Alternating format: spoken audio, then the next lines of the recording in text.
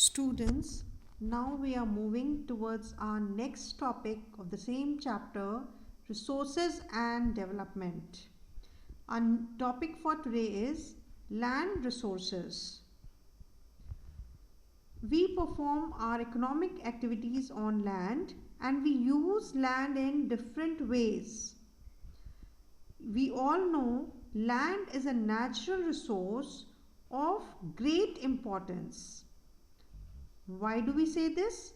We say this because all kinds of economic activities, natural vegetation, wildlife, human life, transport and communication system all is supported on our land surface. Therefore, land is an asset of a finite magnitude. Hence, it is very important to use the available land for various purposes with careful planning so that we do not degrade our land. As such, it will become unuseful for further generation. Now, in this figure, as you see, land resources in India have been shown. Now, what is the percentage of plains in India? That is 43%.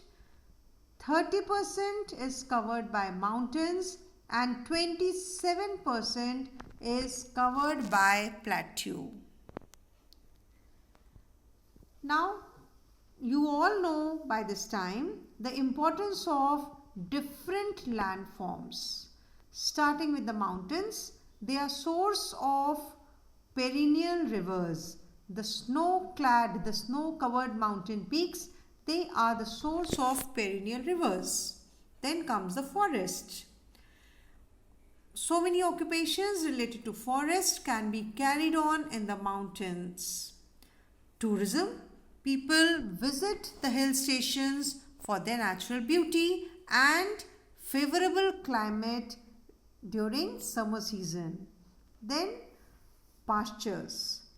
Grasslands are provided and they are used as pastures. Coming to plains. Plains, previous civilizations, as we discussed earlier, they all have settled along the plains because availability of water is very important. Then another point, climate.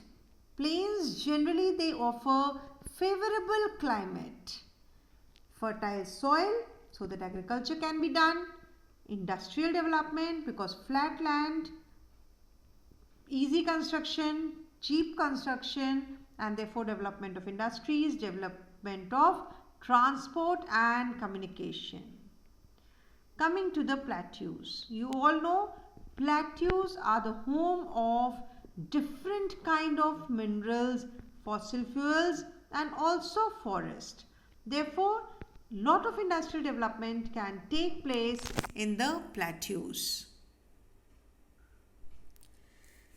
Now, after telling you that we have a limited land with us, it is very important to know that how or what are the different ways in which we can utilize our land.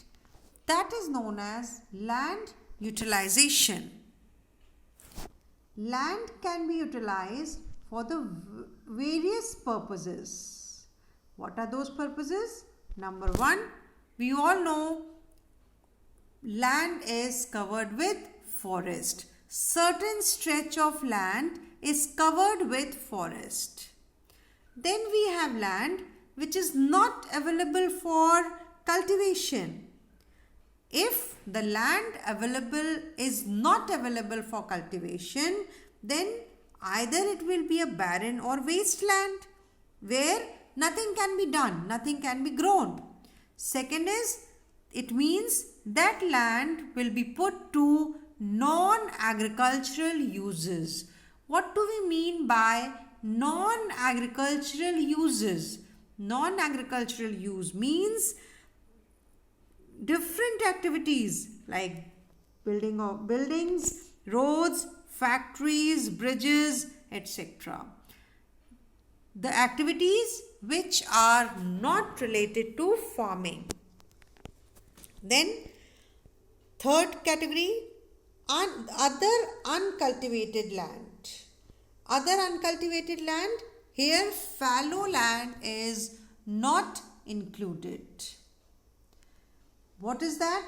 Permanent pastures and grazing land. Now permanent pastures, that is coming up of pastures, cannot be included in cultivation because we are not sowing the seeds and we are not getting the crops. These are mostly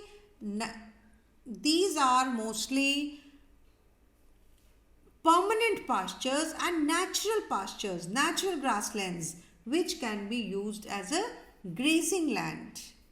Then we have land under miscellaneous tree crops. Again, this is not included in net sown area. Then we have cultivable wasteland. Now you will think, what is meant by cultivable wasteland? Which has been left uncultivated for more than 5 agricultural years. That is, it was being cultivated, but either in order to regain fertility, that land has been left uncultivated for, mind you, more than 5 agricultural years. Coming to the next category, fallow land. Fallow land, one is current fallow, left without cultivation for 1 or less than 1 agricultural year. That is only 1 or less than 1 agricultural year. Generally this happens if the farmer is growing crop according to season. Summer season he has grown, winter season he will leave the land without cultivating. Other than current fallow, left uncultivated for the past 1 to 5 agricultural years. That is other than current fallow. It means that either the land needs more time to regain fertility, therefore this land has been left uncultivated for more than 1 to 5 agricultural years. Now coming to net sown area. What is a net sown area? Now in an agricultural year, once the farmer will grow the crop. Suppose he has grown the crop during summer season. It means that 1 acre land is the net sown area for that particular farmer. Alright. Now look other way round. Area sown more than once is gross cropped area. Now understand the difference very carefully. Net sown area, land sown once in a year. Now what happens? Gross cropped area. Land sown in summer 1 acre, in winter another 1 acre, and in between if he is growing the crop of Z, then again 1 acre. It means 3 acre becomes the gross cropped area. As you will listen to this line, you can note down in your notebook in rough 1 plus 1 plus 1 makes it 3 acres. That 3 acre is your gross cropped area.